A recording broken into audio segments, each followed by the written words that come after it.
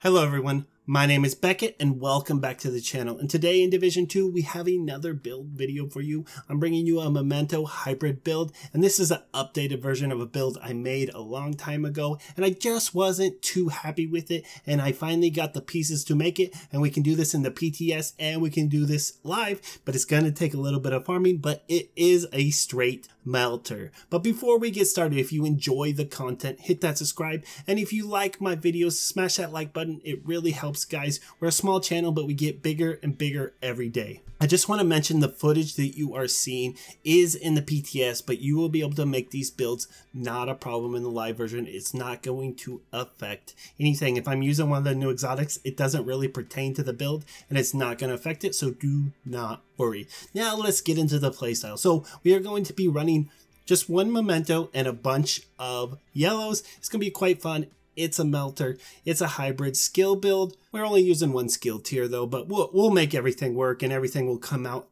in the long run. And we're just going to be stacking a lot of crit and a lot of crit hit damage and just be melting everything. As for this specialization, we are going to be running Technician, mostly for that extra skill tier, and the extra skill damage will come into handy, but we really need it for the extra skill tier so we can always have 6 skill tier while rocking 5 reds. Now as for weapons, you can pretty much use any high rate of fire AR, so that's Carbine 7, FAMAS, you could even probably get away with a Police M4, and you can use the F2000. I love the Carbine 7, it's got that old Police M4 field from Division 1. You can also use the Mechanical Animal, which is a named AR, and it's got a little more time on the buff, and let's go check out that buff right now. So it's Future Perfect. Weapon kills grant +1 skill tier for 15 seconds, stacks up to 3 times. Now I believe it's 19 seconds on the Mechanical Animal, and this is great because we are only going to be running 3 skill tier, and that's going to keep us at 6 skill tier all the time while also being able to run 5 reds. Now as for secondaries, you're really not going to need one unless it has Future Perfect, because our goal is just to keep that 3 stacks up on Future Perfect at all times. When it drops off, our skill damage really drops pretty low. Alright, let's take a look at our gear. We are going to be running the exotic Memento, and this is really great because it comes with 3 tiers. It comes with the weapon damage, the armor, and the skill tier. Although we don't get secondary attributes, we get a pretty nice talent kill confirmed. Whenever we get a kill, we get a short-term and a long-term buff. The short-term we have to pick up, and for each weapon tier, we'll get 5% weapon damage. Since we have 5 of them, we're going to have 25% weapon damage every time we pick up the buff. 10% bonus armor whenever we pick one, and the skill efficiency. And skill efficiency is just pretty much 5% in every skill. So although we'll have only one tier that actually counts for, it will be nice. And then we'll have the long-term buff when we get up to 30 stacks. That ramp up 30% weapon damage and all that regen and all that skill damage. It's all going to come in nice.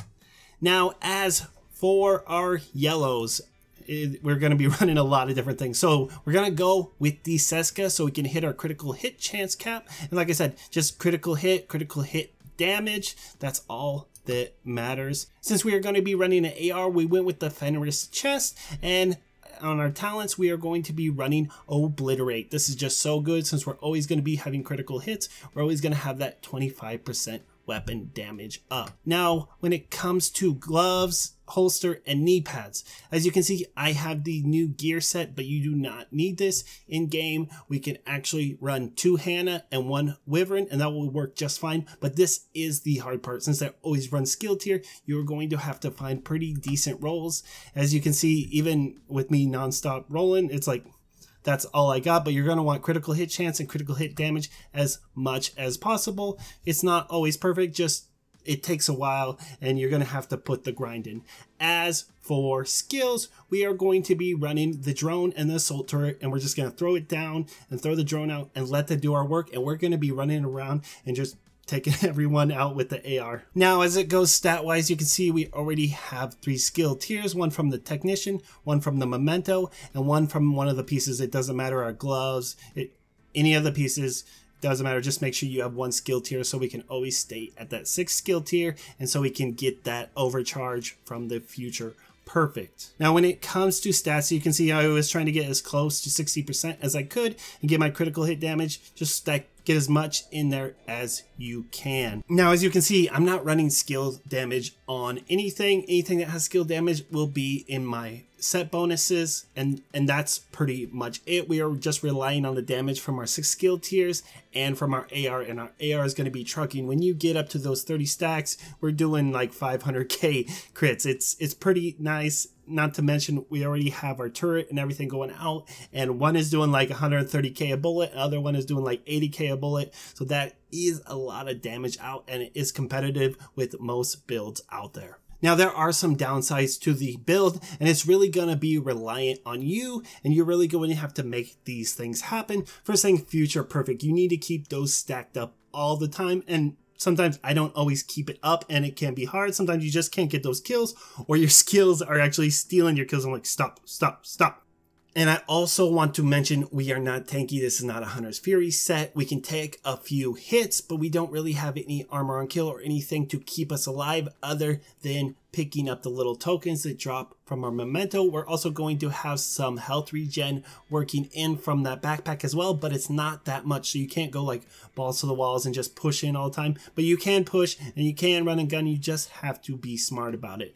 But as long as you keep those 3 stacks up and you're not putting yourself in too much of harm's way, you're just going to be melting everything. Your turrets are going to be taking care of aggro, and you can just sit there shooting nonstop all day. The biggest trouble I had is just with Chungas and when you're solo, because you're not going to have future perfect up, so you're just going to have to let your AR do most of the work. But it's usually not too much trouble. Struggle a little bit on solo, but other than that, didn't have that much issues, but it is quite a fun build. If you love mobile skill builds and you are tired of sitting behind that turret or that artillery turret or whatever and just sitting back there and doing nothing, check this build out. I guarantee you are going to have quite a bit of fun. It takes a little grind to get it rolling, but once you do, you are going to have a lot of fun. Now, if you are looking for more Division 2 videos, go ahead and check out my channel. I post every day. We got builds, tutorials, news, everything you need, whether you're a new player or a veteran. Go ahead and check it out. And if you've made it this long,